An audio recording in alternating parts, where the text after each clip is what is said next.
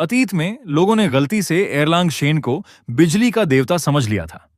परिणाम स्वरूप उसे रक्त दानव महल में ले जाया गया और नष्ट कर दिया गया। लेकिन जब सच्चाई सामने आई, तब पता चला कि वह वास्तव में हुआशिया का असली देवता था। फिर भी उस पर पश्चिमी देवताओं को नुकसान पहुंचाने का आरोप लगाया गया। दुनिया भर के अरबों नेटिजन्स ने उसका मजाक उड़ाया।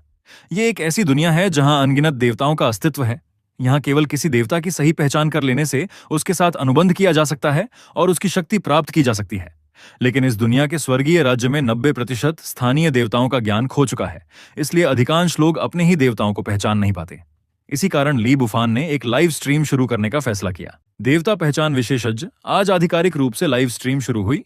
उसने शीर्षक रखा, स्वर्गीय राज्य के स्थानीय देवताओं की पहचान, 100% सफलता की गारंटी। लोगों को यह देखकर बहुत आश्चर्य हुआ। ली बुफान अपने पुराने कंप्यूटर के सामने बैठा दर्शकों का इंतजार कर रहा था। समय बिताने के लिए वह अपने मोबाइल पर खबरें पढ़ रहा था। समाचार लगातार आ रहे थे। एक प्रतिभाशाली छात्र जिसने पश्चिमी जादुई देवता को जगाया था, विदेशी संगठन द्वारा भर्ती कर लिया गया। एक अन्य प्रतिभाशाली युवक रहस्यमय परिस्थितियों में मारा गया।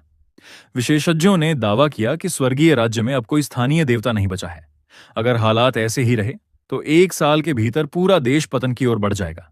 इन खबरों को देखकर ली बुफान के चेहरे पर ठंडी मुस्कान आ गई। वह जानता था कि यह सब इसलिए हो रहा है क्योंकि लोग अपनी जड़ों को भूल चुके हैं। ली बुफान वास्तव में पृथ्वी से आया हुआ एक यात्री था। यह दुनिया उसकी पिछली दुनिया से अलग थी। यहाँ पौराणिक कथाएं वास्तविक थीं। 100 साल पहले एक रहस्यमय आपदा आई थी। अनगिनत राक्षस और दैत्य मानव दुनिया में घुस आए थे। उसी समय दुनिया भर में विभिन्न देवताओं की मूर्तियां दिखाई देने लगीं। लोगों ने धीरे धीरे एक नियम खोज निकाला। यदि कोई व्यक्ति किसी मूर्ति का असली नाम पहचान ले तो वह उस देवता को जगा सकता है और उसकी शक्ति का उपयोग कर सकता है। ऐसे लोगों को सुपरमॉर्टल कहा जाता था। कहा जाता है कि पवित्र स्तर के देवताओं से भी ऊपर कुछ और शक्तिशाली अस्तित्व मौजूद हैं, लेकिन किसी ने उन्हें अपनी आंखों से नहीं देखा। स्वर्गीय राज्य का इतिहास कभी अत्यंत गौरवशाली था। उसकी पौराणिक परंपरा महासागर जितनी विशाल थी, लेकिन अब वह विदेशी देवताओं पर निर्भर हो चुका था। कारण था इस सांस्कृतिक विरासत का टूट जाना। पिछले 50 वर्षों में कोई भी नया स्थानीय देवता नहीं जागा था। इसी वजह से देश की शक्ति लगातार कम होती जा रही थी।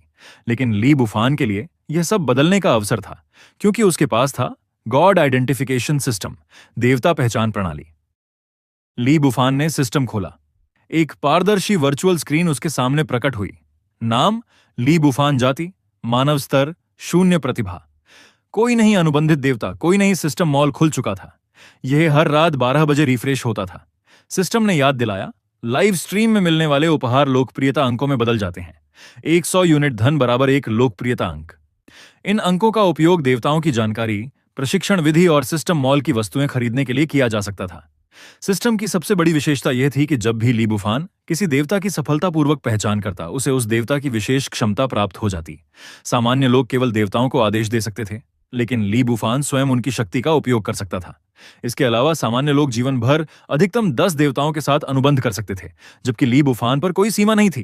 पृथ्वी से आया हुआ होने के कारण उसके दिमाग में पूरी चीनी पौराणिक परंपरा का ज्ञान मौजूद था, और अब सिस्टम की मदद से वह लगभग अजेय बन चुका था। इसी दौरान लाइव स्ट्रीम में दर्शकों की संख्या बढ़ने लगी, लेकिन अधिकांश लोग उसका मजाक उड़ा रहे थे। 100% सफलता? क्या मजाक है? 50 साल से कोई नया देवता नहीं जागा, और यह छोटा सा स्ट्रीमर दावा कर रहा है कि वह सब कर सकता है। धोखेबाज, लोगों को बेवकूफ बना रहा है। देश में कोई स्थानीय देवता नहीं बचा, पश्चिमी देवता ही भविष्य हैं। इन टिप्पणियों को देखकर ली बुफान गुस्से में आ गया। वह माइक्रोफोन के सामने झुककर बोला, हाँ, मुझे विदेशी देवताओं से समस्या है। तो क्या हुआ? मैं स्वर्गीय राज्य में पैदा हुआ हूं और मरूंगा भी इसी भूमि के लिए। अगर अपने देश के देवताओं को पहचानना गलत है तो मैं गलत हूं, लेकिन तुम लोग विदेशी देवताओं के सामने घुटने टेक चुके हो। क्या तुम अपनी ही संस्कृति को भूल चुके हो? उसकी बात सुनकर बहुत से दर्शक चुप हो गए। कुछ लोगों का खून खौल उठा।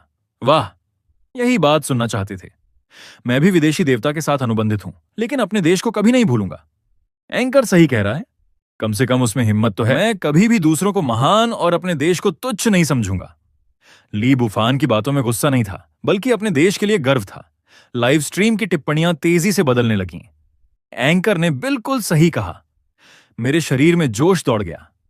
मैंने भी विदेशी देवता जगाया है, लेकिन मैं अपने देश से प्यार करता हूं। विदेशियों की पूजा करने वालों को शर्म आनी चाहिए। आज से मैं इस एंकर को फॉलो करूंगा। हालांकि कुछ लोग अब भी उसका मजाक उड़ा रहे थे। पहले कोई देवता जगा कर दिखाओ। केवल बातें करने से कुछ नहीं होता। 50 साल से कोई सफल नहीं हुआ। तुम क्या कर लोगे? ली बुफान बहस नहीं करना चाहता था। उसने सीधे मुद्दे पर आते हुए कहा, जो भी अपने देवता की पहचान करवाना चाहता है वह एक सुपर रॉकेट भेजे, मैं उसकी मदद करूंगा। अगर देवता की पहचान सफल हुई तो मैं जागरण विधि, प्रशिक्षण योजना और उन्नति मार्ग भी बताऊंगा। लेकिन याद रखो, मैं केवल स्वर्गीय राज्य के देवताओं की पहचान करूंगा। इतना कहते ही स्क्रीन पर एक चमकदार उपहार दिखाई दिया। सुपर रॉकेट उपयोगकर्ता का नाम था। शायद मेरे पास सिर्फ पैसा है। एक सुपर रॉकेट भेजा गया। लाइव स्ट्रीम में हलचल मच गई। ली बुफान की आंखें चमक उठीं। उसने तुरंत वीडियो कनेक्शन भेजा। कुछ ही क्षण बाद स्क्रीन 2 हिस्सों में बंट गई। दूसरी तरफ दिखाई दिया एक अत्यंत भव्य कमरा। चारों तरफ सोना ही सोना, सुनहरे फर्नीचर, सुनहरी दीवारें, सुनहरे सजावटी सामान। दर्शक दंग रह गए। हे भगवान, क्या यह सचमुच किसी का बेडरूम है? इतना सोना! यह तो किसी राजा का महल लगता है। मैंने आज तक इतना धन नहीं देखा। ली बुफान ने अपने छोटे से कमरे की ओर देखा। पुराना बिस्तर, जर्जर मेज, पुराना कंप्यूटर। तुलना इतनी दर्दनाक थी कि वह खुद हंस पड़ा। तभी कैमरे में एक गोल मटोल युवा दिखाई दिया। उसका चेहरा साधारण था, लेकिन उसके शरीर पर अनगिनत कीमती वस्तुएं थीं। वह सचमुच अमीर दिख रहा था। युवक ने मुस्कुराकर कहा, एंकर, मेरे पास एक अजीब मूर्ति है। कई विशेष जो इसे पहचान नहीं पाए। क्या तुम देख सकते हो? इतना कहकर उसने एक मूर्ति कैमरे के सामने रख दी। मूर्ति लगभग 1 फुट ऊंची थी। उसका रूप बेहद विचित्र था। चेहरा सफेद, लंबी जीभ बाहर निकली हुई, सफेद वस्त्र पहने हुए, सिर पर लंबी टोपी। पूरा रूप भयावह लग रहा था, लेकिन साथ ही उसमें एक रहस्यमय दिव्यता भी थी।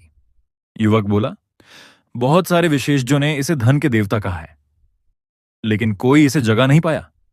क्या तुम बता सकते हो कि यह कौन है? मूर्ति को देखते ही ली बुफान की आंखें फैल गईं। वह पहचान चुका था, लेकिन यह धन का देवता नहीं था, बल्कि उससे कहीं अधिक विशेष अस्तित्व था। ली बुफान ने मूर्ति को ध्यान से देखा, फिर मुस्कुराया। धन के देवता? बिल्कुल नहीं। यह तो अधोलोक के सबसे प्रसिद्ध देवताओं में से एक है। लाइव स्ट्रीम में अचानक सन्नाटा छा गया। सभी लोग उत्तर का इंतजार करने लगे। ली बुफान ने धीरे धीरे कहा, यह है बाई वुचांग शिएबियान। यह नाम सुनते ही पूरा चैट सेक्शन फट पड़ा। By Wuchang? वह कौन है? मैंने कभी नहीं सुना। क्या यह सचमुच कोई देवता है? लगता तो भूत जैसा है। कुछ विदेशी दर्शक हंसने लगे। देखो, फिर से कोई नकली देवता बना दिया। ये लोग कभी नहीं सुधरेंगे। लेकिन ली बुफान पूरी तरह शांत था। वह बोला, यह साधारण देवता नहीं है। इसके स्तर की कल्पना भी तुम नहीं कर सकते। यह सुनकर लोग और उत्सुक हो गए। मोटे युवक ने पूछा, तो क्या यह बहुत शक्तिशाली है? ली बुफान ने सिर हिलाया। बहुत, और इसकी गुणवत्ता भी बहुत ऊंची है। यह सुनते ही दर्शक हैरान रह गए। 50 सालों से कोई नया स्थानीय देवता नहीं जागा था। अगर यह सच निकला तो इतिहास बन जाएगा। जल्दी बताओ, यह कौन है? रहस्य मत बनाओ। अगर सच हुआ तो आज तुम प्रसिद्ध हो जाओगे।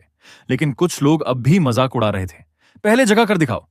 सिर्फ कहानी सुनाने से कुछ नहीं होगा। मोटे युवक ने उत्साहित होकर कहा, अगर तुम सच में इसे जगा दो तो मैं तुम्हें हर दिन 100 सुपर रॉकेट भेजूंगा।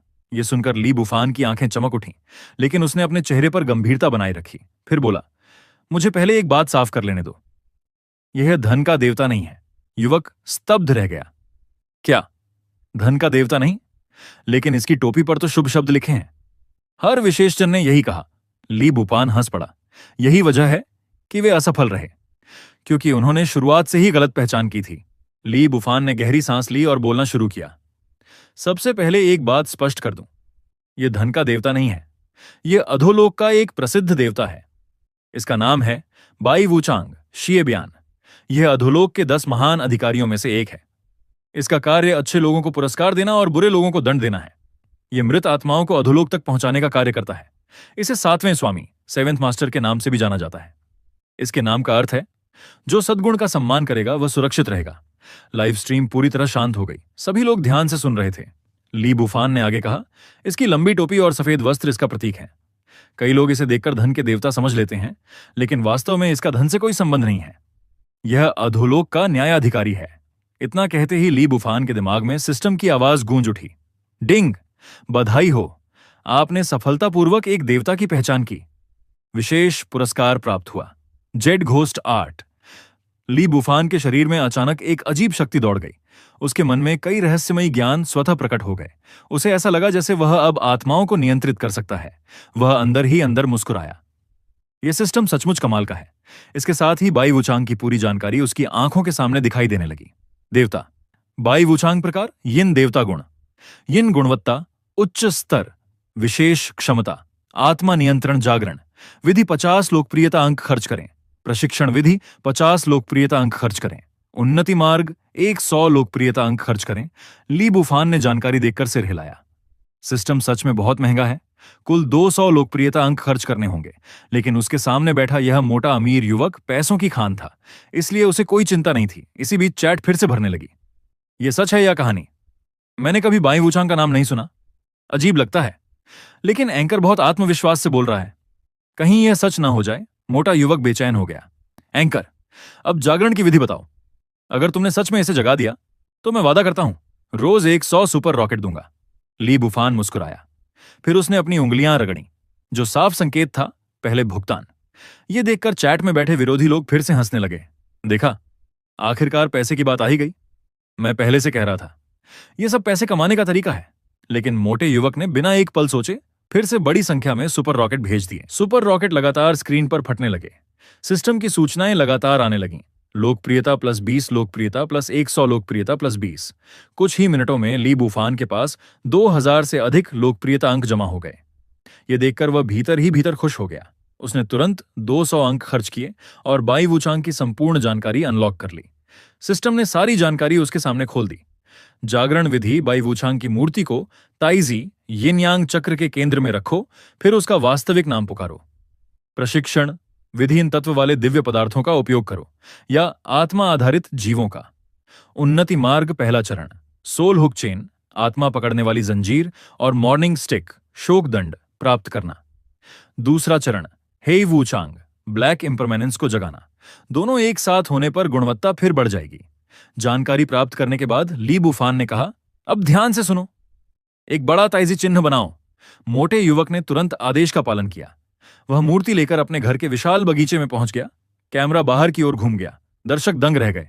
हे भगवान, यह घर नहीं, महल है। इतना बड़ा एस्टेट, क्या यह सचमुच किसी इंसान का घर है? हर कोई हैरान था। युवक जमीन पर ताइजी चिन्ह बनाने लगा। तभी अचानक एक महिला की आवाज सुनाई दी, झाओ झीचेंग, तुम क्या कर रहे हो? एक बेहद सुंदर युवती कैमरे में दिखाई दी। उसका व्यक्तित्व शानदार था। वह किसी राजकुमारी जैसी लग रही थी। झाओ झीचेंग उत्साहित होकर बोला, दीदी, मैं एक नया देवता जगाने वाला हूं। महिला का चेहरा तुरंत बदल गया। क्या कहा? मैंने एक विशेषज्ञ ढूंढ लिया है। वह मुझे मार्गदर्शन दे रहा है। यह सुनकर उसकी नजर मोबाइल स्क्रीन पर गई। वहां ली बुफान दिखाई दे रहा था। एक छोटा सा स्ट्रीमर, कम फॉलोअर्स, साधारण कमरा। महिला के मन में पहला विचार आया, ठग, और वहीं से असली टकराव शुरू हुआ। झाओ मिंगशुए ने ठंडे स्वर में कहा, तुम इस आदमी को विशेषज्ञ कहते हो? क्या तुम्हारा दिमाग खराब हो गया है? 2 लाख युआन किसी अजनबी को दे दिए? अभी के अभी पैसे वापस लो। झाओ झीचेंग ने असहाय होकर कहा, दीदी, ये सिर्फ 2 लाख हैं। अगर सच में कोई नया देवता जाग गया तो 50 सालों में पहली बार होगा। लेकिन झाओ मिंगशुए ने सिर हिलाया। 50 सालों में देश के सबसे बड़े विशेषज्ञ भी असफल रहे हैं। और तुम सोचते हो कि एक छोटा स्ट्रीमर सफल हो जाएगा? उसकी आवाज में गुस्सा था, लेकिन चिंता भी थी। वह अपने भाई का भविष्य बर्बाद नहीं होने देना चाहती थी। उसने मोबाइल हाथ में लिया और सीधे ली बुफान से बात की। मैंने तुम्हारे जैसे बहुत से तथाकथित विशेषज्ञ देखे हैं। लोगों को धोखा देकर पैसा कमाना आसान है, लेकिन कुछ पैसे ऐसे होते हैं जिन्हें कमाना नहीं चाहिए। पैसे वापस कर दो। कैमरे में उसका चेहरा पूरी तरह नहीं दिख रहा था, लेकिन उसकी आवाज सुनकर लाइव स्ट्रीम में हलचल मच गई। वाह, कितनी सुंदर आवाज है। यही असली देवी है। एंकर गया काम से। 3 साल से कम की सजा नहीं मिलेगी। 2 लाख कोई छोटी रकम नहीं है। लेकिन ली बुफान बिल्कुल शांत रहा। उसने कहा, मिस झाओ, जागरण की विधि बहुत सरल है। बस एक बार कोशिश कर लीजिए, परिणाम खुद सामने आ जाएगा। और मैं विश्वास के साथ कह सकता हूं, यह देवता उच्च गुणवत्ता वाला है। झाओ मिंगशुए हंस पड़ी। बस करो, अब और नाटक मत करो। अगर तुम सच में इसे जगा दो तो 2 लाख क्या, मैं तुम्हें 20 मिलियन दूंगी। लाइव स्ट्रीम फट पड़ा। 20 मिलियन? मैंने सही सुना? यह तो बहुत बड़ा दांव है। लेकिन ली बुफान जरा भी नहीं घबराया। उसने मुस्कुराते हुए कहा, अगर आपको मुझ पर विश्वास नहीं है तो हम शर्त लगा लेते हैं। झाओ मिंगशुए की आंखें सिकुड़ गईं। ठीक है, अगर तुम जीत गए तो मैं तुम्हें झाओ परिवार के दिव्य संग्रहालय में प्रवेश करने दूंगी और तुम वहां से अपनी पसंद का एक देवता चुन सकते हो। यह सुनकर पूरा लाइव स्ट्रीम स्तब्ध रह गया, क्योंकि झाओ परिवार का दिव्य संग्रहालय पूरे देश में प्रसिद्ध था। वहां अनगिनत दुर्लभ देवताओं और दिव्य वस्तुओं का संग्रह था। यह ऐसा अवसर था जिसका लोग केवल सपना देख सकते थे। लाइव चैट तुरंत पागल हो गया।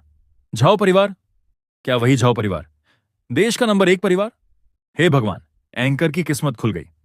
अगर वह जीत गया तो उसकी जिंदगी बदल जाएगी। तभी किसी ने पहचान लिया, रुको, यह महिला झाओ मिंगशुए है, झाओ परिवार की बड़ी बेटी, राष्ट्रीय स्तर की प्रतिभा, वही जिसने एथेना को जगाया था। यह सुनकर हर कोई दंग रह गया। झाओ मिंगशुए, लेवल 68, छठी रैंक सुपर मॉडल, पूरे देश की सबसे प्रतिभाशाली युवाओं में से एक, और अब वह स्वयं ली बुफान के सामने खड़ी थी।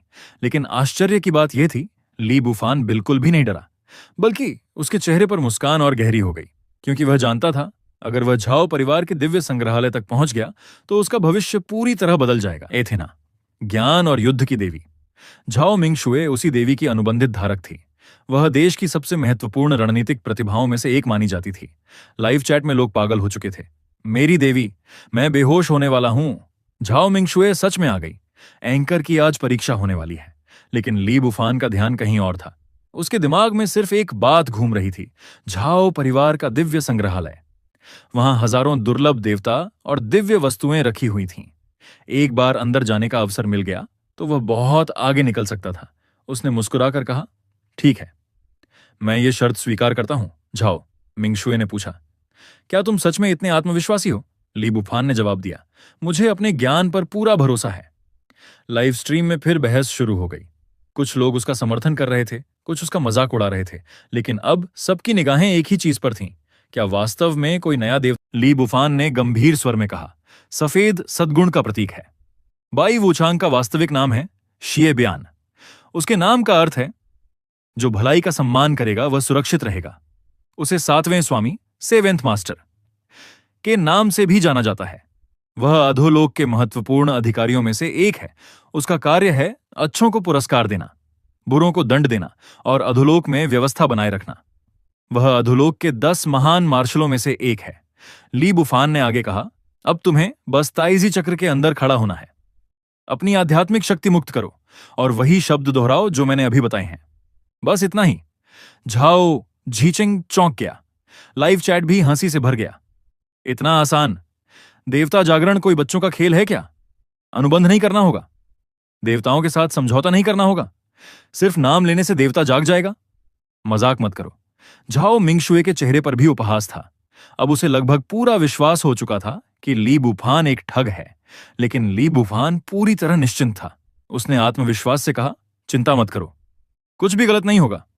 स्वर्गीय राज्य के देवता अपने लोगों को कठिनाई में नहीं डालते। जो जटिल अनुबंध होते हैं वे अधिकतर विदेशी देवताओं के लिए होते हैं। झाओ झीचेंग ने सिर हिलाया। फिर वह ताइजी चक्र के केंद्र में खड़ा हो गया। उसने अपनी आध्यात्मिक शक्ति मुक्त की और बाई वूचांग से संपर्क स्थापित करने की कोशिश की। उसी समय देश भर के सोशल मीडिया प्लेटफॉर्म पर यह घटना ट्रेंड करने लगी। ट्रेंडिंग विषय, रहस्यमयी स्ट्रीमर और देवता पहचान झाओ परिवार नया देवता जगाने वाला है। क्या 50 साल बाद पहला स्थानीय देवता जागेगा? झाओ मिंगशुए लाइव स्ट्रीम में दिखाई दी। जैसे जैसे खबर फैलती गई, ली बुफान की लाइव स्ट्रीम की लोकप्रियता तेजी से बढ़ने लगी। कुछ ही मिनटों में दर्शकों की संख्या 10 लाख से भी अधिक हो गई। हालांकि उनमें से अधिकांश केवल तमाशा देखने आए थे। कोई वास्तव में विश्वास नहीं कर रहा था। चैट लगातार भर रही थी, मैंने इस एंकर का नाम कभी नहीं सुना, स्पष्ट रूप से ठग है। झाओ परिवार को धोखा देने की हिम्मत, यह ज्यादा दिन नहीं बचेगा। अगर यह सफल हो गया तो मैं इसे गुरु मान लूंगा। विदेशी दर्शक भी मजाक उड़ा रहे थे। स्वर्गीय राज्य के देवता खत्म हो चुके हैं, अब कोई नया देवता नहीं जागेगा। लेकिन तभी अचानक पूरी चैट रुक गई। हर कोई स्क्रीन को घूरने लगा, क्योंकि झाओ झीचेंग के पास कुछ अविश्वसनीय हो रहा था। ताइजी चक्र से काले और सफेद रंग की दिव्य रोशनी निकलने लगी। एक विशाल प्रकाश स्तंभ सीधे आकाश की ओर उठ गया। भूत जैसी भयावह ऊर्जा चारों ओर फैल गई, लेकिन उसके भीतर दिव्यता भी थी। फिर मूर्ति के ऊपर एक विशाल आकृति दिखाई देने लगी। सफेद वस्त्र, ऊंची टोपी, लंबी जीभ, पीला चेहरा और ऐसी दिव्य उपस्थिति जिसे देखकर लोगों की आत्मा कांप उठी। भले ही वे केवल स्क्रीन के माध्यम से देख रहे थे, उनके शरीर में सिहरन दौड़ गई। अधोलोक का आत्मा मार्गदर्शक बाई वूचांग शीये बयान सचमुच जाग चुका था। कुछ क्षणों के लिए पूरा संसार जैसे शांत हो गया। फिर वह दिव्य आकृति धीरे धीरे आगे बढ़ी और सीधे झाओ झीचेंग के शरीर में समा गई। अगले ही पल उसके माथे पर एक सफेद चिन्ह प्रकट हुआ। यह संकेत था कि उसने सफलतापूर्वक बाई वूछांग के साथ अनुबंध कर लिया था। उसी समय उसकी आध्यात्मिक शक्ति तेजी से बढ़ने लगी। पहले वह केवल लेवल 39 तीसरी रैंक सुपरमॉडल था, लेकिन कुछ ही क्षणों में वह सीधे लेवल 42 चौथी रैंक सुपरमॉडल बन गया। झाओ झीचेंग ने धीरे धीरे अपनी आंखें खोलीं। उसकी पूरी आभा बदल चुकी थी। उसके शरीर से रहस्यमय यिन ऊर्जा निकल रही थी। वह पहले जैसा बिल्कुल नहीं रहा। उत्साहित होकर वह अपनी बहन की ओर दौड़ा। दीदी, मैं सफल हो गया और मैं लेवल 42 तक पहुंच गया। झाओ मिंगशुए स्तब्ध रह गई। उसका दिल जोर जोर से धड़क रहा था। वह साफ महसूस कर सकती थी यह वास्तव में एक उच्च गुणवत्ता वाला देवता था, और शायद सामान्य उच्च गुणवत्ता वाले देवताओं से भी श्रेष्ठ। उसकी नजर मोबाइल स्क्रीन पर गई। दूसरी ओर ली बुफान आराम से चाय पी रहा था, मानो यह सब उसके लिए सामान्य बात हो। उस क्षण झाओ मिंगशुए ने पहली बार उसे गंभीरता से लिया। उधर ली बुफान ने कप नीचे रखा और शांत स्वर में कहा, मिस झाओ, मैं जीत गया। जैसे ही उसने यह कहा, पूरा लाइव चैट फट पड़ा। असंभव, यह सच में सफल हो गया। मैंने अपनी आंखों से देखा। 50 साल का रिकॉर्ड टूट गया। बाई वूचांग सचमुच जाग गया। यह एंकर आखिर है कौन? उसने सच में कर दिखाया। हालांकि कुछ लोग अब भी हार मानने को तैयार नहीं थे। तो क्या हुआ? सिर्फ एक उच्च गुणवत्ता वाला देवता है। विदेशी देशों में ऐसे बहुत हैं, लेकिन अधिकांश लोग समझ चुके थे। आज इतिहास बन चुका था। स्वर्गीय राज्य का 50 वर्षों पुराना अभिशाप टूट चुका था। झाओ झीचेंग उत्साह से अपने नए देवता का अध्ययन कर रहा था। अचानक उसे कुछ याद आया। गुरुजी, मैं बाई वूचांग को और शक्तिशाली कैसे बनाऊं? ली बुफान मुस्कुराया, फिर बोला, इसके 2 तरीके हैं। पूरा लाइव स्ट्रीम स्तब्ध रह गया। 3 बार उन्नति करने की क्षमता। यह बात सुनकर हर कोई दंग रह गया। सामान्य परिस्थितियों में किसी देवता का 1 बार उन्नत होना ही बहुत दुर्लभ माना जाता था।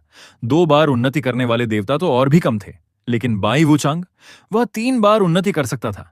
इसका अर्थ था उसकी अंतिम क्षमता की कोई कल्पना भी नहीं कर सकता था। ली बुफान ने आगे कहा, तुम्हारे परिवार के पास दिव्य वस्तुओं का संग्रहालय है, इसलिए बाई वूचांग के दिव्य हथियार ढूंढना मुश्किल नहीं होना चाहिए। लेकिन हे, वूचांग को खोजना पूरी तरह भाग्य पर निर्भर करेगा। इस मामले में मैं भी ज्यादा मदद नहीं कर सकता। इतना कहकर वह थोड़ी देर रुका, फिर सहजता से बोला, वैसे मैं दिव्य वस्तुओं की पहचान भी कर सकता हूं। पूरा लाइव स्ट्रीम एक बार फिर शांत हो गया। सभी लोग उसे अविश्वास से देखने लगे। वह न केवल देवताओं की पहचान कर सकता था, बल्कि दिव्य वस्तुओं की भी। यह क्षमता लगभग असंभव थी, क्योंकि दिव्य वस्तुएं तभी अपनी पूरी शक्ति दिखाती थीं जब वे सही देवता के हाथों में पहुंचती थीं। अन्यथा उनकी शक्ति का केवल एक छोटा सा भाग ही उपयोग किया जा सकता था। झाओ मिंगशुए अब पूरी तरह गंभीर हो चुकी थी। उसने गहरी सांस ली और पहली बार सम्मानपूर्वक कहा, मिस्टर ली बुफान, मैं अपनी पिछली बातों के लिए माफी चाहती हूं। मैं स्वयं आपको लेने आऊंगी और आपको झाओ परिवार के दिव्य संग्रहालय में प्रवेश करने दूंगी। उसके स्वर में अब कोई घमंड नहीं था, क्योंकि वह समझ चुकी थी ली बुफान कितना मूल्यवान व्यक्ति है।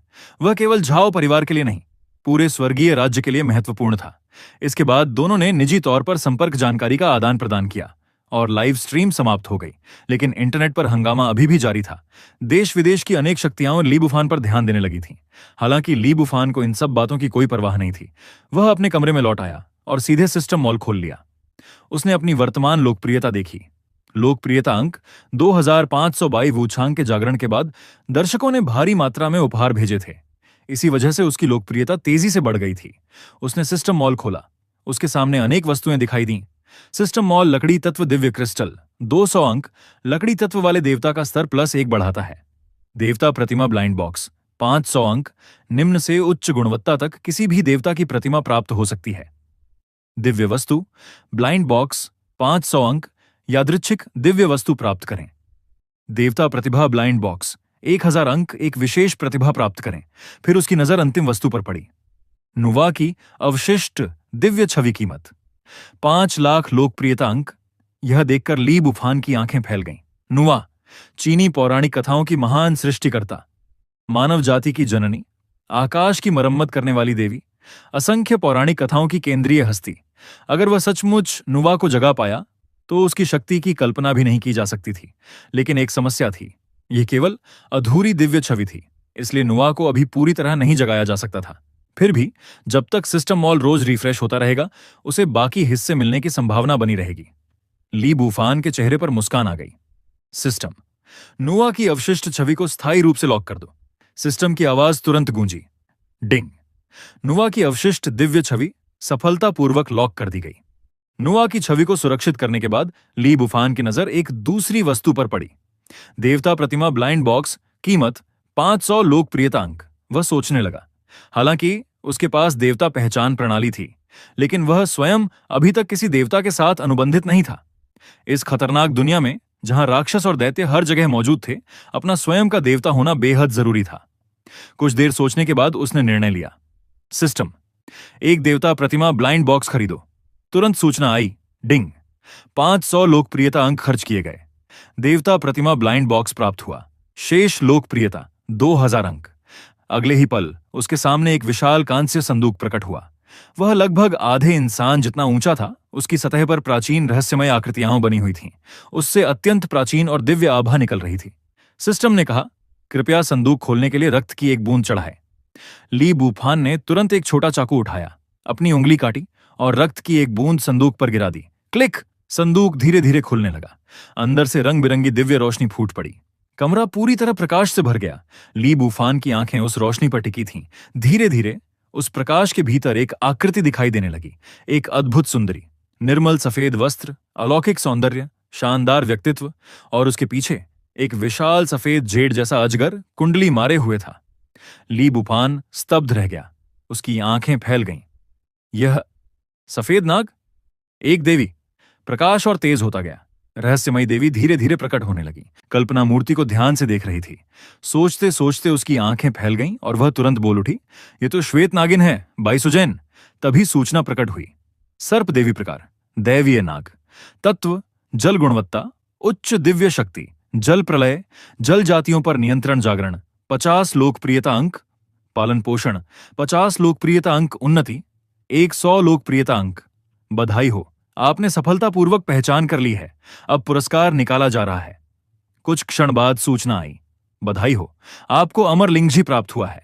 यह दक्षिण ध्रुव के अमर आर्ष द्वारा उगाया गया दिव्य कवक था, जो मृत व्यक्ति को भी पुनर्जीवित कर सकता था, बशर्ते उसकी आत्मा अभी अस्तित्व में हो।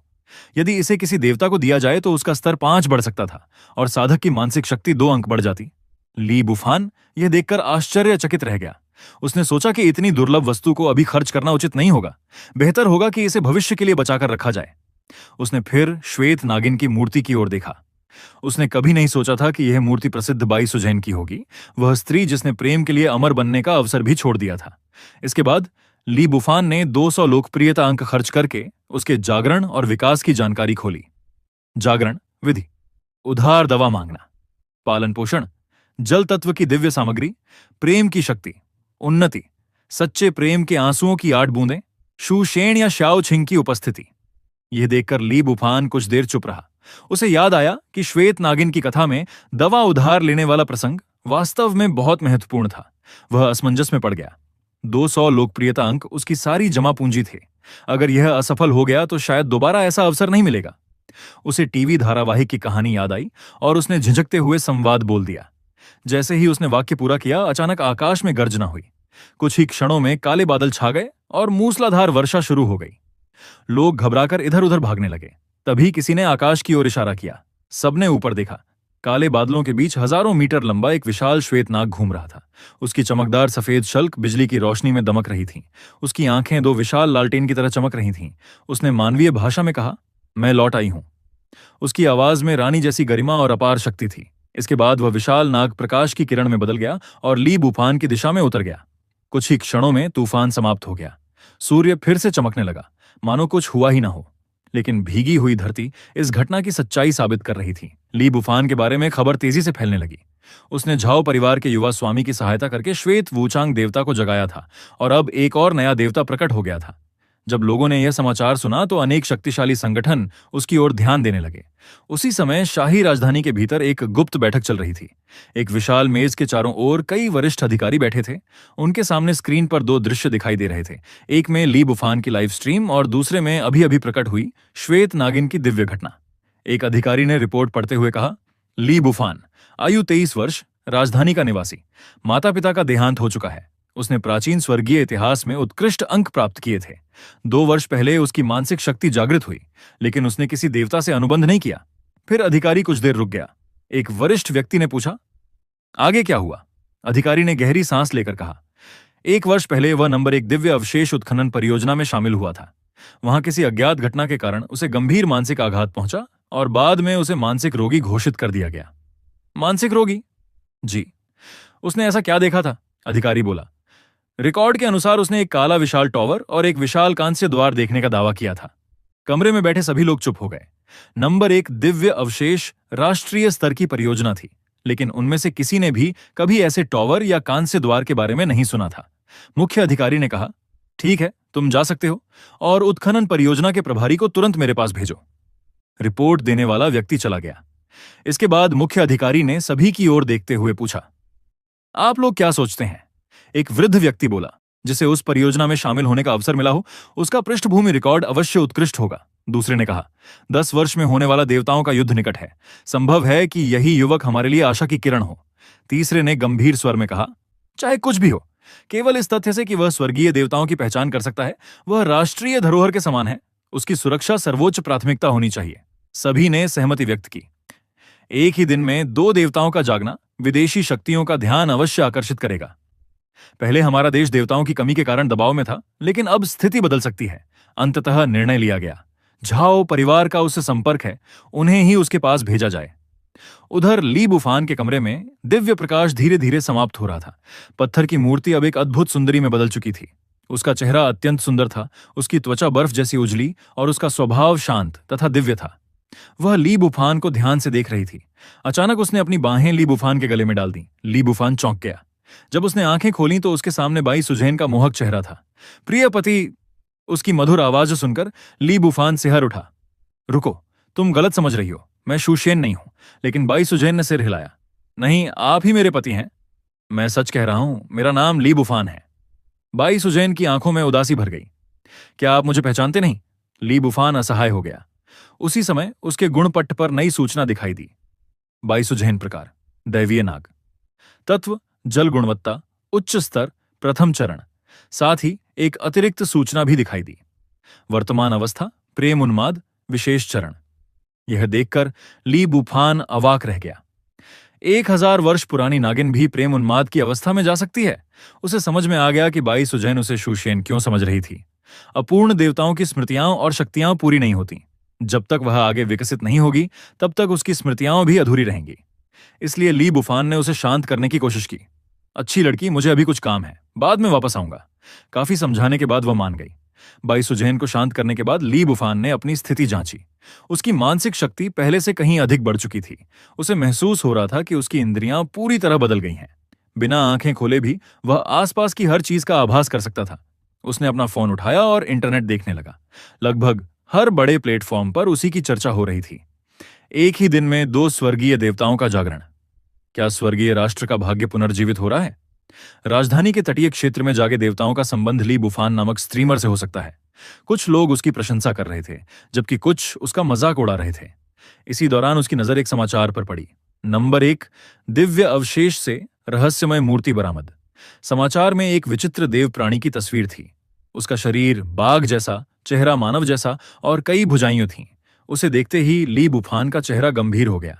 क्योंकि वह उस प्राणी को पहचानता था, उसे अचानक पुराने दृश्य याद आने लगे। लाल धुंध से घिरा हुआ संसार, आकाश को छूती हुई काली मीनार, अनगिनत जंजीरें और रहस्यमय मंत्र, और वह विशाल कांस्य द्वार। उसे याद आया कि द्वार के भीतर एक उजड़ा हुआ संसार था। पहाड़ टूट चुके थे, नदियां सूख चुकी थीं, हर ओर खंडहर और विनाश फैला हुआ था। ऐसा लगता था जैसे वहां कोई भयानक युद्ध हुआ हो। उसी स्थान पर उसने उस दिव्य प्राणी को देखा था। वह उसकी ओर झपटा था और उसे कांस्य द्वार के भीतर धकेलना चाहता था। बहुत कठिनाई से वह वहां से भाग निकला था। जब उसने यह बात अनुसंधान दल को बताई तो किसी ने उसकी बात पर विश्वास नहीं किया। उसे पागल समझा गया और नौकरी से निकाल दिया गया। अब यह समाचार देखकर उसे महसूस हुआ कि नंबर 1 दिव्य अवशेष साधारण स्थान नहीं था, वहां अवश्य कोई बड़ा रहस्य छिपा था। वह सोचने लगा, क्या वह कांस्य द्वार वास्तव में स्वर्ग का द्वार था? और वह काली मीनार आखिर क्या थी? तभी दरवाजे पर दस्तक हुई। ली बुफान ने समय देखा। झाओ परिवार के आने का समय हो चुका था। उसने दरवाजा खोला। बाहर एक मोटा हंसमुख युवक खड़ा था। वह था झाओ जीचेंग। उसके साथ एक अत्यंत सुंदर और गरिमामयी युवती भी थी। उसके सुनहरे बाल, सफेद त्वचा और दिव्य आभा उसे किसी देवी जैसा बना रहे थे। वह झाओ मिंगशुए थी, झाओ परिवार की प्रतिभाशाली उत्तराधिकारी। मास्टर ली, झाओ झीचेंग उत्साह से बोला, मैं आपको लेने आया हूं। झाओ मिंगशुए ने विनम्रता से कहा, श्रीमान ली, हमारे परिवार का खजाना आपके लिए खोल दिया गया है। कृपया हमारे साथ चलिए और अपनी पसंद का दिव्य उपकरण चुन लीजिए। ली बुफान मुस्कुराया, ठीक है। इसके बाद वह झाओ परिवार की कार में बैठ गया। रास्ते भर झाओ झीचेंग लगातार उसकी प्रशंसा करता रहा। मास्टर ली, आपके प्रति मेरा सम्मान समुद्र की लहरों की तरह अनंत है। आपसे एक वाक्य सुन लेना 10 वर्षों की पढ़ाई के बराबर है। ली बुफान केवल चुपचाप आंखें बंद करके बैठा रहा। उधर झाओ मिंगशुए उसे ध्यान से देखती रही। वह बुद्धि की देवी एथेना की अनुबंध करता थी। वह अनेक लोगों को समझ सकती थी, लेकिन किसी कारणवश वह ली बुफान को बिल्कुल नहीं पढ़ पा रही थी। कुछ समय बाद कार झाओ परिवार के विशाल महल में पहुंच गई। भव्य भवन, सुंदर उद्यान और विशाल परिसर देखकर ली बुफान भी प्रभावित हुए बिना नहीं रह सका। थोड़ी देर बाद वे मुख्य सभा कक्ष में पहुंचे। वहां झाओ परिवार के कई वरिष्ठ सदस्य पहले से मौजूद थे। उनमें परिवार के मुखिया भी शामिल थे। जैसे ही ली बुफान अंदर आया, सभी की निगाहें उसी पर टिक गईं, लेकिन वह बिना घबराए शांत भाव से खड़ा रहा। यह देखकर झाओ परिवार के मुखिया ने संतोष से मुस्कुराते हुए कहा, इस युवक में सच्चे स्वर्गीय नागरिक का गर्व दिखाई देता है। उसकी बात सुनकर सभी ने सहमति में सिर हिलाया।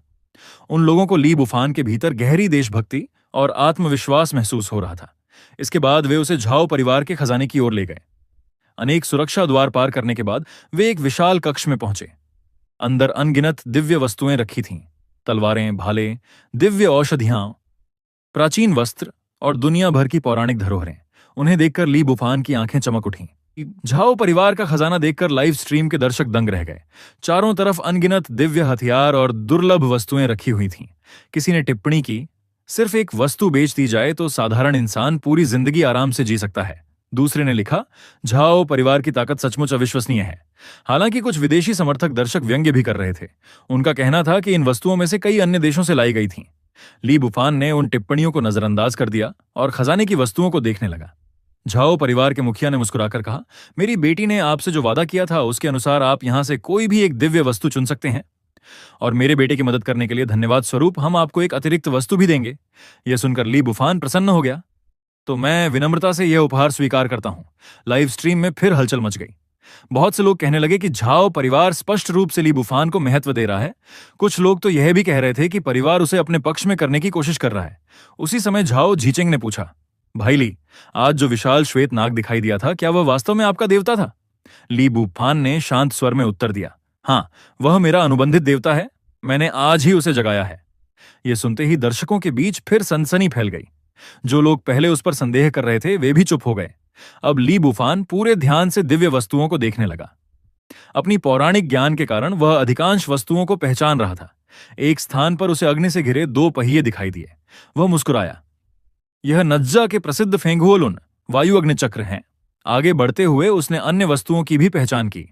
उसे पश्चिमी मिथकों के कई दिव्य हथियार भी दिखाई दिए, लेकिन उसके अनुसार उनमें से अधिकांश स्वर्गीय सभ्यता की वस्तुओं की तुलना में साधारण थे। इसी दौरान लाइव स्ट्रीम में दर्शकों ने आग्रह किया, मास्टर ली, कोई दिव्य वस्तु पहचान कर दिखाइए। झाओ परिवार के लोग भी यही चाहते थे। उनके संग्रह में अनेक वस्तुएं थीं, लेकिन अधिकांश की वास्तविक पहचान उन्हें ज्ञात नहीं थी। तभी झाओ झीचेंग ने उत्साह में 150 सुपर रॉकेट उपहार भेज दिए। उसने हंसते हुए कहा, 100 रॉकेट तो कल के वादे के अनुसार हैं। बाकी 50 आपकी पहचान शुल्क के रूप में है। उसी क्षण सिस्टम की आवाज सुनाई दी, लोकप्रियता अंक +3000। ली बुफान मन ही मन मुस्कुराया। उसे लगा जैसे कोई अमीर समर्थक उसे पाल रहा हो। फिर उसने एक दिव्य वस्तु चुनी। वह था नजा का वायु अग्निचक्र। झाओ मिंगशुए ने बताया, यह वस्तु हमें 6 महीने पहले शांग राजवंश के एक अवशेष से मिली थी, लेकिन आज तक हमें इसकी उपयोग विधि समझ नहीं आई। ली बुफान ने तुरंत उसकी पहचान की। वायु अग्निचक्र प्रकार, दिव्य खजाना, तत्व, वायु और अग्नि गुणवत्ता, दुर्लभ दिव्य शक्तियां, वायु अग्नि नियंत्रण, एक दिन में हजारों मील की यात्रा उपयोग, विधि, चिंगलवान और फेंगहुआंग को पुकारो। सिस्टम ने फिर घोषणा की, पहचान सफल। पुरस्कार, वायु अग्नि शक्ति। अब ली बुफान को वायु और अग्नि तत्वों को नियंत्रित करने की मूल क्षमता मिल गई। उसने सारी जानकारी सबको बता दी। झाओ झीचेंग ने तुरंत उस दिव्य वस्तु को अपने हाथ में लिया। दिव्य वस्तुओं का स्वामी बनने के लिए व्यक्ति को अपनी मानसिक छाप उस पर अंकित करनी होती थी, लेकिन यह तभी संभव था जब वह वस्तु की वास्तविक पहचान जानता हो। कुछ ही क्षणों बाद उसने ऊंची आवाज में पुकारा, चिंगलुआन, फेंक हुआंग। अचानक दोनों अग्निचक्र हवा में उड़ गए। उनके ऊपर दो विशाल दिव्य पक्षियों की आकृतियां प्रकट हुईं, एक हरा नीला पक्षी और दूसरा स्वर्णिम अग्नि पक्षी। दोनों ने अपने पंख फैलाए। क्षण भर में एक विशाल अग्निमय बवंडर उत्पन्न हो गया। भीषण हवाएं और आग पूरे कक्ष में घूमने लगीं। लाइव स्ट्रीम फिर से उत्साह से भर उठी। वायु अग्निचक्र की शक्ति देखकर पूरा खजाना कक्ष और लाइव स्ट्रीम रोमांचित हो उठे। भयंकर बवंडर और अग्नि की लपटें चारों ओर फैल गईं। ऐसा लग रहा था मानो सब कुछ चीर कर नष्ट कर देंगी। दर्शक लगातार टिप्पणियां कर रहे थे, अविश्वसनीय, ये तो सचमुच दिव्य हथियार है। मास्टर ली ने फिर सही पहचान की। उधर ली बुफान ने दूसरी वस्तुओं की खोज शुरू कर दी। कुछ देर बाद उसे एक कोने में एक विशेष वस्तु दिखाई दी। वह थी आत्मा बांधने वाली जंजीर, सोल लॉक चेन, जो श्वेत वूचांग के उन्नयन के लिए आवश्यक थी। लेकिन उसका ध्यान किसी और चीज पर गया। उस जंजीर के नीचे एक सुनहरी तलवार रखी हुई थी। तलवार के एक ओर सूर्य, चंद्रमा और तारों की आकृतियां बनी थीं। दूसरी ओर पर्वत, नदियां और वन अंकित थे। उससे एक महान और राजसी आभा निकल रही थी। ली बुफान की सांसें तेज हो गईं। उसके मन में एक नाम उभरा, शुआन युआन तलवार। यह प्राचीन काल की प्रसिद्ध दिव्य तलवार थी। वह विश्वास नहीं कर पा रहा था कि इतनी महान वस्तु झाओ परिवार के खजाने के एक साधारण कोने में धूल खा रही थी। उसने धीरे से जंजीर हटाई और तलवार उठा ली। तुरंत उसे एक विशेष ऊर्जा का अनुभव हुआ। तलवार पर अनगिनत प्राचीन अक्षर उत्कीर्ण थे। उसके एक भाग पर सूर्य, चंद्रमा और तारे थे, दूसरे भाग पर पर्वत और वन। हाथे पर कृषि, पशुपालन और साम्राज्य की एकता से जुड़े प्राचीन लेख अंकित थे। पूरा हथियार सुनहरी आभा से चमक रहा था। काफी देर निरीक्षण करने के बाद उसने पुष्टि की, यह वास्तव में शुआन युआन तलवार है। उसने मन ही मन अनुमान लगाया कि इसकी गुणवत्ता अत्यंत उच्च होगी। यह अब तक देखी गई सबसे मूल्यवान दिव्य वस्तुओं में से एक थी। लाइव स्ट्रीम में लोग हंसने लगे। क्या मास्टर ली को सोने की कीमत पसंद आ गई? इतनी देर देखने के बाद आखिर उन्होंने एक सोने की तलवार चुन ली। शायद इसे पिघलाकर बेचने का इरादा है, लेकिन कुछ लोग असहमत थे। अगर मास्टर ली ने चुना है तो यह साधारण वस्तु नहीं हो सकती। यह निश्चित रूप से किसी महान रहस्य को छिपाए हुए है। ली बुफान ने टिप्पणियों पर ध्यान नहीं दिया। वह तलवार लेकर झाओ परिवार के लोगों के पास पहुंचा और दृढ़ता से बोला, मैं यही तलवार चुनता हूं। झाओ परिवार के मुखिया ने तुरंत सहमति जताई, कोई समस्या नहीं। फिर उन्होंने उत्सुकता से पूछा, क्या आप हमें इसका नाम और इतिहास बता सकते हैं? झाओ झीचेंग भी उत्साह से देखने लगा। उसे विश्वास था कि ली बुफान कभी साधारण वस्तु नहीं चुनेगा। लाइव स्ट्रीम में बहस जारी थी। कुछ लोग कह रहे थे, यह सिर्फ सोने की तलवार है। दूसरे जवाब दे रहे थे, यदि यह सचमुच दिव्य हथियार निकला तो। झाओ मिंग शुए भी चुपचाप ली बुफान को देख रही थी। हालांकि उसे अभी तलवार की पहचान नहीं पता थी, लेकिन उसे पूरा विश्वास था कि इसकी कीमत असाधारण होगी। तभी ली बुफान ने तलवार को हाथ में पकड़कर उसका इतिहास बताना शुरू किया। प्राचीन काल में सम्राट हुआंगदी और दानव चियो के बीच महान युद्ध हुआ था। देवताओं ने पर्वतों से दुर्लभ धातुएं लाकर एक दिव्य तलवार बनाई। वही तलवार आगे चलकर शुआन युआन तलवार कहलाई। यह दुष्ट शक्तियों के विनाश और मानव जाति की रक्षा के लिए बनाई गई थी। हुआंगदी ने इसी तलवार की सहायता से चियो को पराजित किया। बाद में यह तलवार महान शासकों को सौंप दी गई। इसी कारण इसे मानव सम्राटों की तलवार भी कहा जाता है। इतिहास सुनकर दर्शकों के बीच फिर हलचल मच गई। कुछ लोग प्रभावित हुए। कुछ लोगों ने कहा, यह तो किसी महाकाव्य जैसी कहानी है।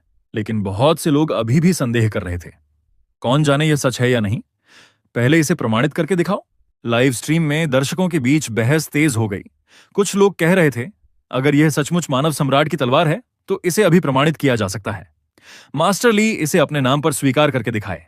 उसी समय सिस्टम की आवाज ली बुफान के मन में गूंजी, शुआन युआन तलवार प्रकार, दिव्य हथियार, तत्व सम्राटीय शक्ति, गुणवत्ता, पौराणिक, लेजेंडरी, दिव्य शक्तियां, सम्राट की तलवार, मानव सम्राट का शरीर, उपयोग, विधि, सम्राटीय ऊर्जा को तलवार में प्रवाहित करो। यदि उपयुक्त देवता इसका उपयोग करे तो यह पूरी जाति की शक्ति को अत्यधिक बढ़ा सकती है। इसके बाद सिस्टम ने पुरस्कार प्रदान किया। बधाई हो, आपको सम्राटीय आभा प्राप्त हुई है। यह शक्ति उससे कमजोर लोगों को केवल दृष्टि के बल पर भयभीत कर सकती थी। तुरंत ही ली बुफान के शरीर में एक गर्म ऊर्जा फैल गई। उसका व्यक्तित्व और भी प्रभावशाली हो गया। फिर उसने गहरी सांस ली और शुआन युआन तलवार को दोनों हाथों से पकड़ लिया। जैसे ही उसने तलवार उठाई, तलवार से एक गंभीर कंपन निकला। ली बुफान का हृदय तेजी से धड़कने लगा। वह अच्छी तरह जानता था कि उसके हाथों में कितनी महान वस्तु है। यह केवल एक तलवार नहीं थी, यह अरबों मानवों की आशा और इतिहास का प्रतीक थी। उसने सम्मानपूर्वक कहा, महान सम्राट शुआन युआन, मैं मानव जाति का वंशज ली बुफान आपके दिव्य हथियार को प्राप्त करने का सौभाग्य पा रहा हूं। यदि मैं आपकी इच्छा को आगे बढ़ाने और अपने राष्ट्र को फिर से महान बनाने योग्य हूं, तो मुझे यह तलवार उठाने की अनुमति दें। यदि मैं अयोग्य हूं, तो कृपया किसी और योग्य व्यक्ति को चुनिए। आज मैं साहस करके यह प्रयास करता हूं। यह कहकर उसने धीरे धीरे तलवार उठानी शुरू की। अगले ही क्षण तलवार बिना किसी प्रतिरोध के ऊपर उठ गई। उसी समय आकाश में बिजली कड़कने लगी। बादलों के बीच विशाल ड्रैगनों की परछाइयां दिखाई देने लगीं। पूरा आकाश बैंगनी ऊर्जा से भर गया। वह ऊर्जा पूरे देश के ऊपर फैलती चली गई। लाइव स्ट्रीम पूरी तरह विस्फोटित हो गई। लाखों दर्शक स्तब्ध रह गए। उधर राष्ट्रीय राजधानी में बैठे वरिष्ठ अधिकारी भी लाइव प्रसारण देख रहे थे। पहले वे केवल ली बुफान पर ध्यान दे रहे थे, लेकिन अब वे अपनी सीटों से उठ खड़े हुए। उनकी आंखें आकाश की ओर टिक गईं। एक वृद्ध अधिकारी कांपती आवाज में बोला, यह राष्ट्र के भाग्य की ऊर्जा है। दूसरे अधिकारी ने व्हील चेयर पर बैठे हुए कहा, इतने वर्षों बाद यह फिर प्रकट हुई है। तभी आकाश से एक प्राचीन और गंभीर आवाज सुनाई दी। उसकी ध्वनि विशाल घंटियों जैसी थी। मानव सम्राट फिर प्रकट हुआ है। स्वर्गीय राष्ट्र का ड्रैगन जाग उठा है। बैंगनी ऊर्जा लौट आई है। राष्ट्र का भाग्य पुनर्जीवित हो रहा है। यह आवाज केवल स्वर्गीय राष्ट्र के लोगों ने सुनी। विदेशियों को कुछ भी सुनाई नहीं दिया। पूरे देश में लोग स्तब्ध रह गए। लाइव स्ट्रीम में लाखों टिप्पणियां एक साथ दिखाई देने लगीं। बैंगनी ऊर्जा लौट आई है। राष्ट्र का भाग्य पुनर्जीवित हो रहा है। स्वर्गीय राष्ट्र फिर उठेगा। इसी बीच सिस्टम ने एक और घोषणा की, बधाई हो, आपने हजारों वर्षों से सोई हुई शुआन युआन तलवार को मुक्त कर दिया है। राष्ट्र की चेतना जागृत हो रही है। राष्ट्र का भाग्य बढ़ गया है। देश के सभी अलौकिक साधकों का स्तर +10। क्षण भर में पूरे देश के साधकों ने अपनी शक्ति बढ़ती हुई महसूस की। राजधानी में बैठे अधिकारी भी यह परिवर्तन महसूस कर सकते थे। वे एक दूसरे को देखकर समझ गए कि यह कोई भ्रम नहीं था। एक अधिकारी बोला, ली बुफान ने सचमुच राष्ट्र के भाग्य को पुनर्जीवित कर दिया है। दूसरा बोला, ऐसे व्यक्ति की हर कीमत पर रक्षा करनी होगी। उधर झाओ परिवार के खजाने में ली बुफान भारी सांसें ले रहा था। शुआन युआन तलवार का भार केवल भौतिक नहीं था, उस पर अनगिनत पीढ़ियों की आशाएं टिकी थीं। धीरे धीरे उसने तलवार नीचे रखी, लेकिन उसी समय तलवार की नोक से एक सुनहरी किरण निकल गई। वह सीधी खजाने की अति मजबूत मिश्र धातु वाली दीवार से टकराई और दीवार पर एक गहरी दरार छोड़ गई। ली बुफान यह देखकर चकित रह गया, लेकिन उसे तलवार की शक्ति पर आश्चर्य नहीं हुआ। उसे आश्चर्य इस बात पर हुआ कि उसी क्षण उसे महसूस हुआ शुआन युआन तलवार ने उसे स्वीकार कर लिया था। ऐसा लग रहा था जैसे यह तलवार बहुत समय से उसकी प्रतीक्षा कर रही हो। जब शुआन युआन तलवार ने खजाने की दीवार पर गहरी दरार छोड़ दी तो पूरा लाइव स्ट्रीम हिल गया। दर्शक अविश्वास में चिल्लाने लगे, यह क्या था? झाओ परिवार की दीवार तक कट गई। क्या यही लोहे को मिट्टी की तरह काट देना कहलाता है? तलवार से निकली सुनहरी रोशनी इतनी तेज थी कि स्क्रीन के पीछे बैठे कई दर्शकों को भी आंखें चुंधियाने लगीं। लेकिन ली बुफान केवल मुस्कुरा दिया। उसके हाथ में कोई साधारण हथियार नहीं था। यह प्राचीन युग का सर्वोच्च दिव्य अस्त्र था। यदि केवल एक हल्की लहर से इतनी शक्ति निकल सकती है तो उसकी वास्तविक शक्ति कितनी भयावह होगी, इसकी कल्पना करना भी कठिन था। लाइव स्ट्रीम में विदेशी दर्शक भी उन्माद में आ गए। एक ने लिखा, यह हमारी जापानी दिव्य विरासत है। दूसरे ने विरोध किया, बकवास, यह हमारे देश की है। किसी ने दावा किया, इस पर तो हमारी भाषा के अक्षर बने हुए हैं। एक अमेरिकी दर्शक ने लिखा, मास्टर ली, मैं इस तलवार को खरीदने के लिए बहुत बड़ी कीमत देने को तैयार हूं। स्पष्ट था कि अब दुनिया भर के लोग शुआन युआन तलवार में रुचि लेने लगे थे, लेकिन उनका उद्देश्य केवल संग्रह नहीं था। वे उसकी शक्ति चाहते थे, क्योंकि इस तलवार की धार और विनाशकारी क्षमता दुनिया की अधिकांश दिव्य वस्तुओं से कहीं अधिक थी। ली बुफान ने टिप्पणियां पढ़ी और शांत स्वर में कहा, शुआन युआन तलवार केवल धन से नहीं खरीदी जा सकती। यह एक पौराणिक स्तर की दिव्य वस्तु है। इसका मूल्य किसी भी खजाने से कहीं अधिक है। झाओ परिवार के मुखिया ने भी गंभीरता से सिर हिलाया। उन्हें अब एहसास हो गया था कि यह तलवार कितनी मूल्यवान है। यदि यह वर्षों तक उनके खजाने में यूं ही पड़ी रहती तो वह सचमुच एक बड़ी बर्बादी होती। झाओ झीचेंग उत्साह से ली बुफान के पास आ गया। उसकी आंखों में प्रशंसा भरी हुई थी, लेकिन ली बुफान को थोड़ा असहज महसूस हुआ।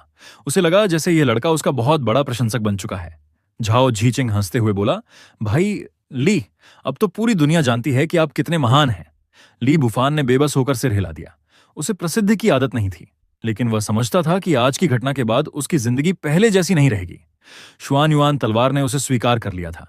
देश का भाग्य पुनर्जीवित हो चुका था और अब अनगिनत शक्तियां उसकी ओर ध्यान देने वाली थीं।